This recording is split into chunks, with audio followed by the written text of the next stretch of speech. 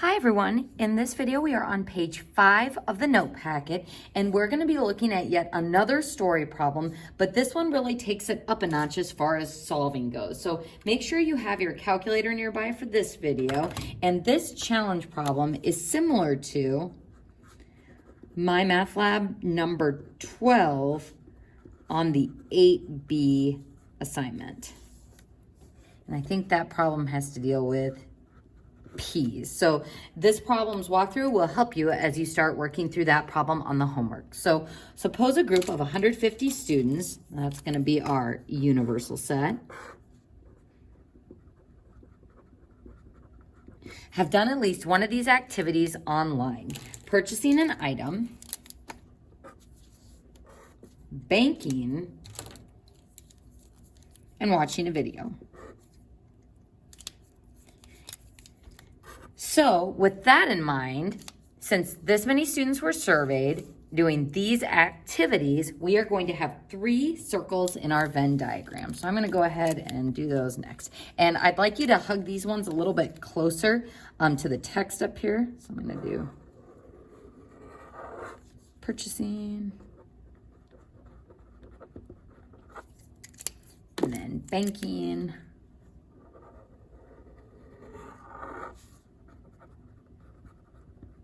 and then watching a video. We'll just say video for that one.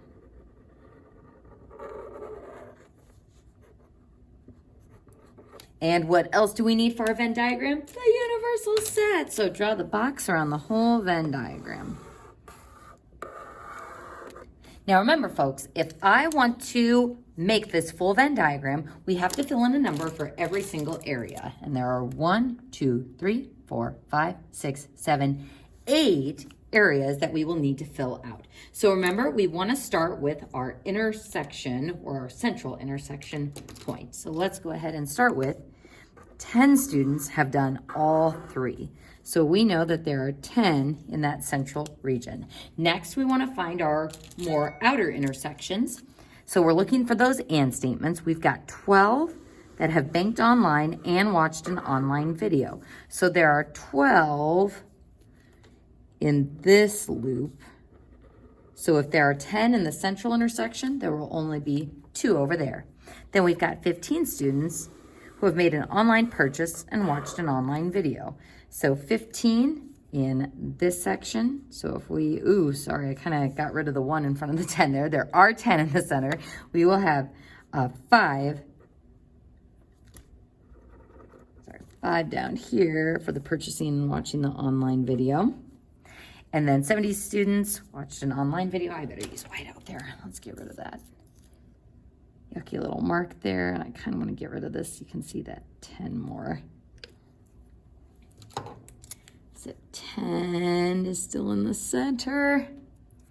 Now notice that we aren't given the last intersection that we need of how many people are doing purchasing and online banking. So that's going to be a problem for us. So keep that in mind as we try to start figuring out the rest of our values. So we've got 70 students who watched an online video.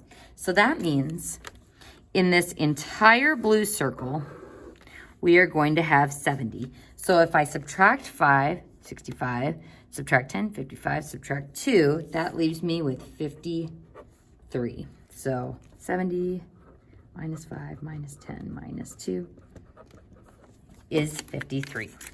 Now we've got 50 students who have banked online. Now the problem is I don't have enough information to solve for those regions that I don't have. So I've got 50 students total in this circle, but I don't know what this region is or this region is. So I've got 2 unknown regions. ...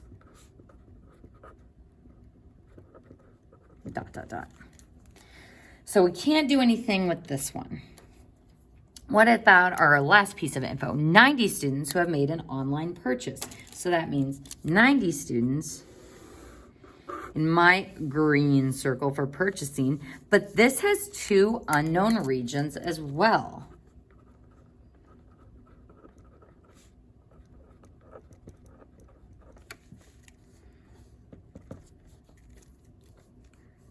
So I can't really do anything with that either.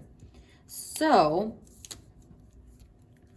if we are trying to figure out our last region down in the corner, it says, suppose that a group of 150 students have done at least one of these activities. So if all 150 of them have done at least one of these activities, that means there are 0 that haven't done any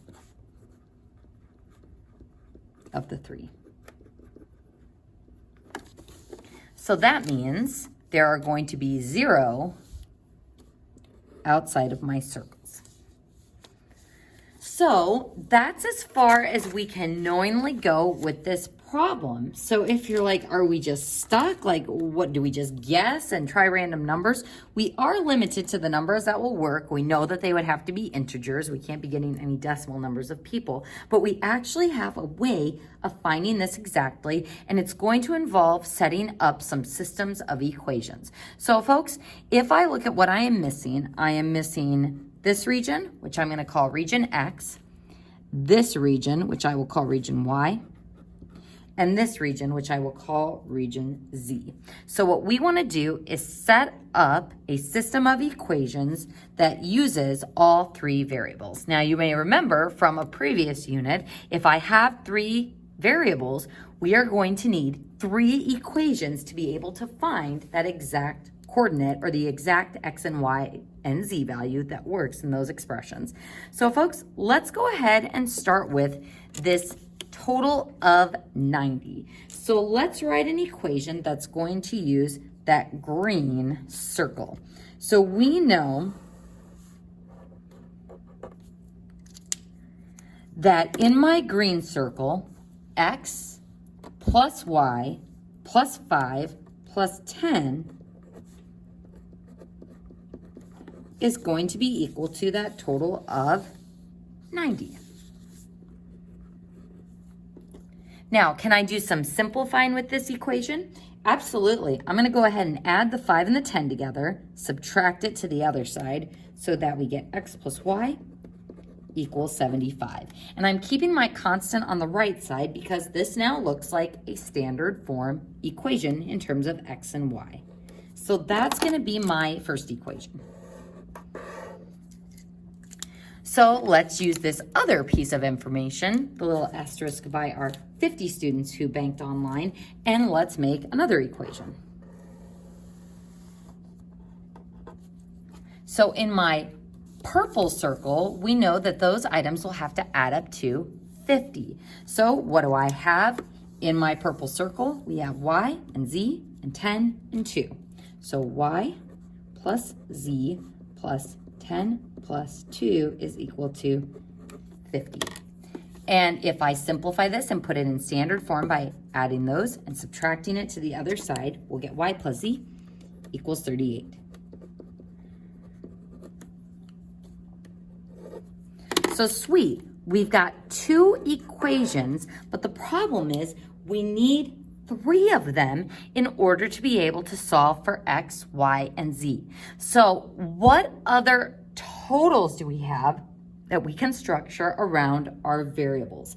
This is where we turn to our universal set of 150. So since our universal set is equal to 150, then all the numbers added together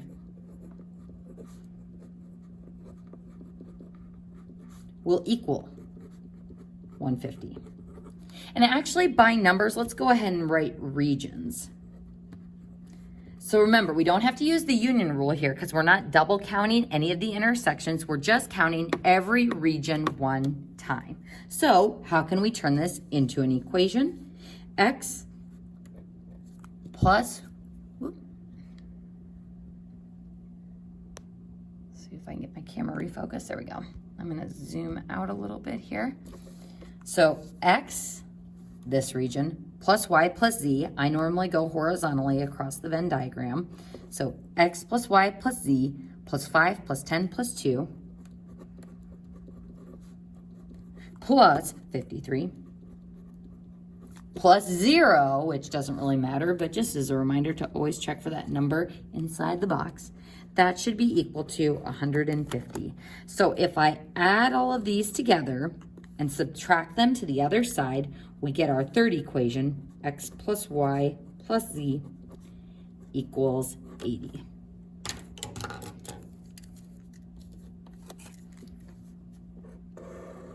And there's my third equation. Woof. So terrible flashback here, folks. How do we solve a 3-variable system of equations? We could do Gaussian elimination. No, thanks. We could do row operations. Ugh, I'd rather not, Miss Cairo. What we are going to do is the easiest of the solving methods, which is to use reduced row echelon form. So we are going to use, we are going to use RREF to solve. So first, we're going to turn our system of equations into an augmented matrix. So remember, each column stands for our variable. So I'll have 1 for the coefficient of x, 1 for the coefficient of y, 0 for z, and then 75 for my constant. Then for my second equation, I'll have 0 for the x, since there are no x's, 1 for the y, 1 for the z, and then 38 for my constant. And then in my third equation, 1 for the x, 1 for the y, 1 for the z, and 80 for our constant. So this is equation 1, equation 2, equation 3, and this is x, y, z constant. So now we're going to be using our calculator, reduced row echelon form, to solve this. So let's go ahead and go to our calculator. And to get to the matrix part of our calculator, we hit second x to the negative 1. We're going to arrow over to edit and press enter. And our dimensions of this matrix are a 3x4, and then I'm going to type in those elements. And again, we know since this is a word problem involving people, we shouldn't be getting any decimals and we shouldn't be getting any negative numbers. So once you have your matrix typed in, remember that fussy little step is you are going to do second mode to quit out of the matrix and get back to your calculator main screen. Then second x to the negative 1 to go back to the matrix, select math, and then B, reduced row echelon form, go to the matrix and select it. And what we get is, and I'm going to go ahead and sidebar down here, we get 1, 0, 0, 0, 1, 0, 0, 0, 1, 42, 33, and 5. So since each of these columns corresponds to a variable, this says x equals 42. This says y equals 33. And z equals 5. And I now have everything we need to fill out the rest of our Venn diagram. 42 is how many we have in the x region. 33 in that intersection area. And then for z, we will have 5. So again, folks, on most of these word problems, you'll be able to muscle your way through just using the given information. But if you get really stuck or if you're not provided with those 3 intersection amounts, then you will need to put variables in your region to solve. And I know that there is definitely one on my math lab involving p's. So keep an eye out when you encounter that problem. And that concludes page 5 of the notes.